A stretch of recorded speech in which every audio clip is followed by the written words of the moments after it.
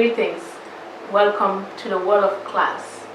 Today, I will be presenting a brief history on the origin of the Wollof. Wollof as a society started in Sudan around the 13th century. The Sahara used to be a fertile place suitable for farming and human settlement until the arrival of the Arabs that caused the movement of the Wollof people into the west of Africa, settling in what is now called the Gambia and Senegal. It should be understood that Wollof was among many tribes that were taken to the Americas as forced laborers. Finally, find a peaceful settlement between the Senegambia, meaning Senegal and the Gambia.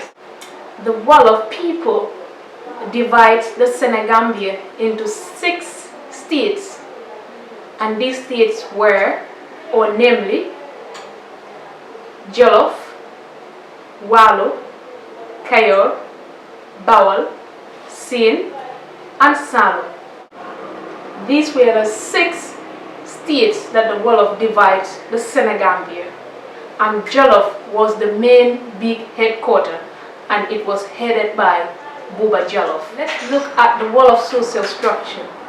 The Wollof social structure was built out of 5 classes, namely that the first class was the royal class. In Wollof they were the bull, and the second class was the Giliots. In Wollof, the Gewel, and the third class were the freeborns, called in Wollof Jambur, and the fourth class were the smiths, called in Wollof Tugger, and the fifth class were the in Wollof Jam, in English slaves. These were the 5 classes built by the Wollof social organization structure. So let's look at them one by one. The first class was the royal class, in Wollof Bull. This class belongs to the king and his family members. The second class were the Giliots. The Giliots, called in Wollof the Gewel. These were musicians, storytellers, and advisors to the king. Especially in times of war, they chant powerful message or poems to the king to add up the bravery of the king and his soldiers. The third class are the freeborns. In Wollof, we call them Jambur. These are the marabouts, the traders or businessmen or businesswomen, and farmers. The fourth class are the smiths, in Wollof called the Tigger. These involved the leather workers, we call them in Wollof Ude. The weavers, we call them in Wollof Rabu. The carvers, we call them in Wollof Et, and the welders, we call them in Wollof Tugger. Their main function is to make fighting bows and arrows, necklace, bangles, earrings, gate, and so many more, clothes, stood, etc. and etc. The fifth class are the slaves, called in Wollof Jam. These are the people who are heavily indebted to the king and find difficulties in repaying.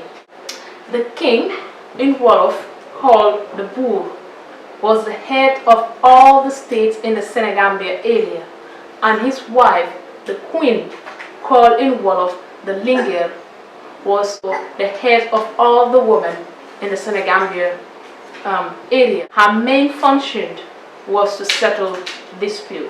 Wollof people convert into Islam and adopt some Arab words into the Wollof language. The first word is Assalamu alaikum, translated in English, peace be to you. And the response is Walaikum Salam. Peace be to you too. The next one is Waqtu. Waqtu in Arabic. Translate in English, time.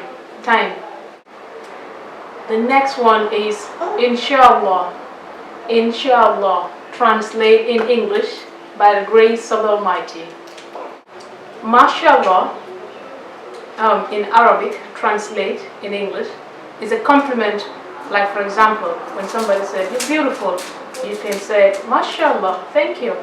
Or in Arabic, they say, "Tabarakallah, mashallah."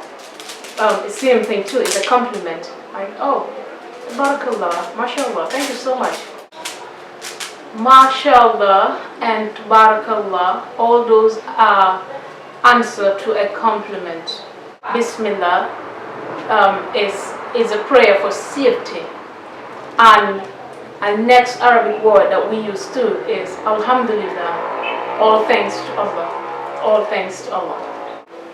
Some of the days of the week in Arabic that we adopt in Wollof are Al-Talata, meaning Tuesday, Al-Laba, meaning Wednesday, Al-Khamis, meaning Thursday, Al-Juma, meaning Friday.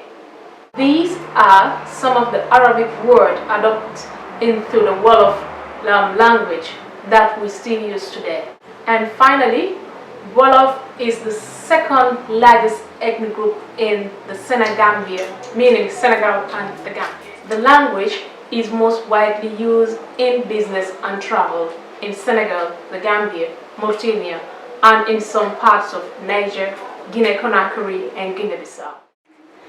That's a brief history of the Wollof origin.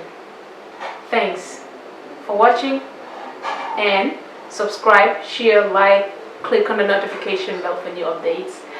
Peace and love to you all.